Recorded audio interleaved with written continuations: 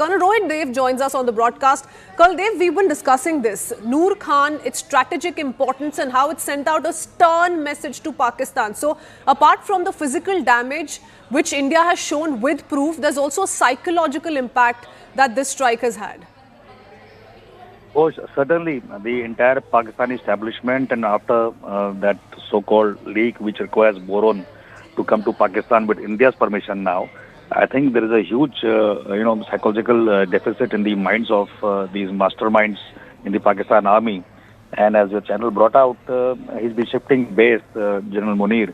And I won't be surprised because these people were never generals. They were actually these shopkeepers and businessmen in uniform who have ruined Pakistan. They have waylaid their own Awam, and they have cashed in and made a lot of money and a lot of wealth as politicians and generals. And that's the state of the army. After 1971 war, when our country went to mop up places and cleared their bunkers, they found a lot of wealth in those bunkers, especially also noticed the luxury with which the Pakistani army officers were living that time.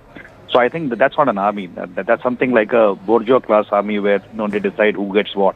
And I won't be surprised that this man is running into bunkers and trying to save his life. And compare that to Indian generals, Indian officers, Indian junior officers and non-commissioned officers who always are on the ground, visible with their men, fighting it at the front. And let me just remind this generalship or the failed state of Pakistan that today we have weapon systems that we can smoke out any rat when we want. So you can run, but you can't hide. And that's the mantra which we have. And good luck to their army who sees their generals hiding, their officers hiding, their officers going and interacting with the terrorists in Bahawalpur and Mudrika and getting killed. And what a shame! What a country! They go tom-tomming to the world, say they are the victims of terror, and they are standing hands and honoring terrorists when they are killed by the Indian establishment and the forces.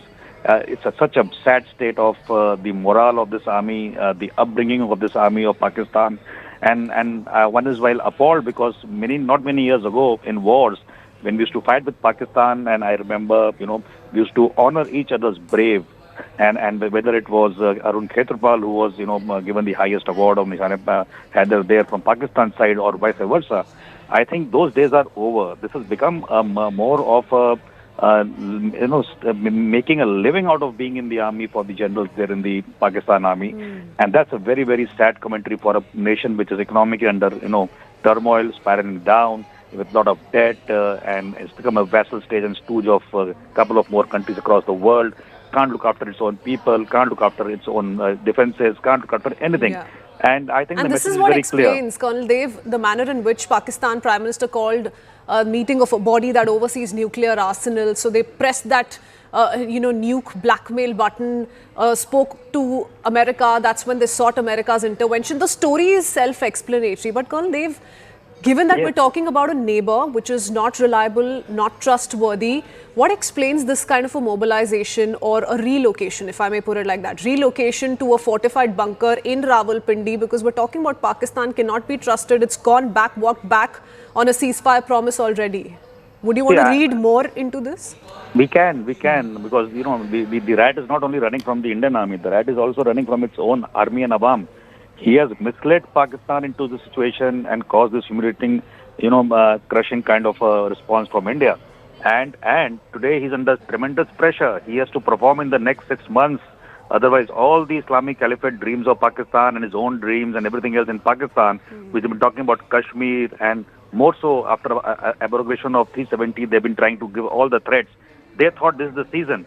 And at the beginning of the season, yes, while they have killed innocents in Pahalgam, and that's a very treacherous and dastardly act, they don't know where to hide now. And I think this man would be running from his own Awam. And if the Awam of Pakistan, which obviously listens to channels like ours and other media agencies, they should be very, very vigilant and look out for this man who has taken them down and internationally humiliated. And the kind of rap they've got from even US, they will not be able to survive that. The kind of pressure is now going to come on that country for economic sanctions, FATF, everything together, and with so much in the open domain. They have confessed to Pulwama on air this time during their press brief. I don't know what they smoke, in their war rooms, that they come out and talk about it. Very good for us. Then they have gone to attend funerals of terrorists together. Then they have been, trying to tom-tom about attacking India as an all-out war by the defense minister. But not only there, the DGMO, if you see his clips, he's talking about striking Indian air bases. That means they're telling the world that A, we will sponsor terrorism. B, if you come at us for striking back at terrorism, we will strike you militarily in a conventional manner. So I can't fathom any country worth its brain and salt to not only be so incapable and impotent in terms of being able to react to the other country's response, but being so foolish and naive to tom-tom about it and create a case and a dossier for they themselves only to be hit again by the international committee. So I think these people are such I don't know what they smoke every morning.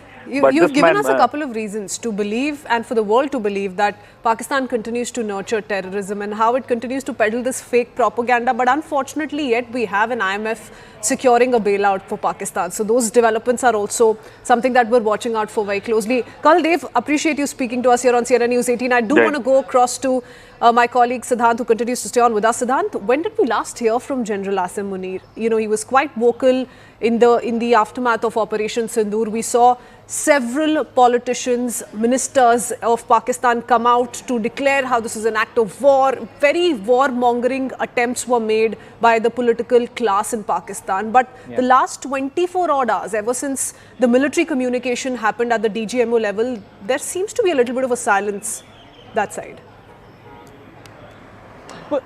Well, yes, that's right. Because right now, as we were discussing before, also there are two tasks which have been given to DG ISPR by Rawalpindi. One is to do the damage control, and second is to do an image makeover of General Asim Munir. Now, the reason to it is that Pakistan is coming up with lies, propaganda. They have not given evidence regarding the 26 sites which they are saying that they have hit in India. They cannot produce evidence for that. Perhaps they don't have anything. In fact, they are at denial also.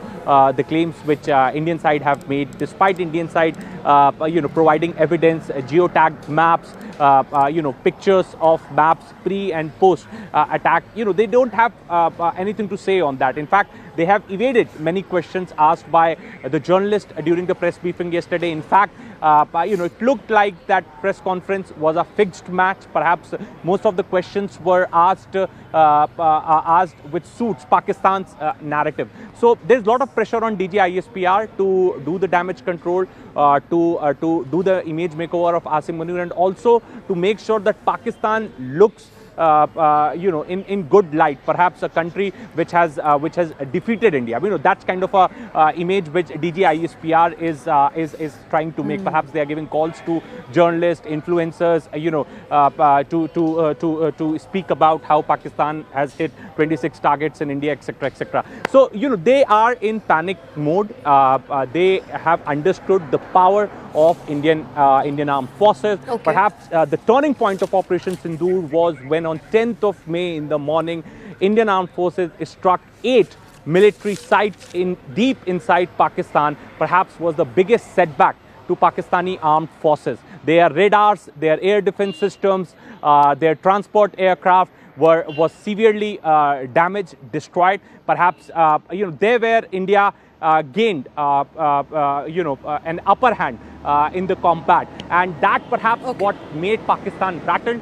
Pakistan dialed America, asking them for a help, asking them to intervene and perhaps speak to Indians. And in fact, then only Marco Rubio spoke to EMS Jaishankar. But remember, at that time also EMS Jaishankar did not entertain any mediation proposal made by America. He only stated India's position that if Pakistan will stop firing us, we will stop firing them. And the turning point in Operation Sindoor came only when Pakistan attempted to target 26 key installations in India on the intervening night of 9th and 10th of May. So that became a turning point. And not just did Pakistan reach out to America, it also almost threatened America with the nuke blackmail card that it has often resorted to in the wake of the Pahalgam attack. Thanks, Siddhant, for joining us with that quick update. We also do have Major General Rajan Kochar with us, but before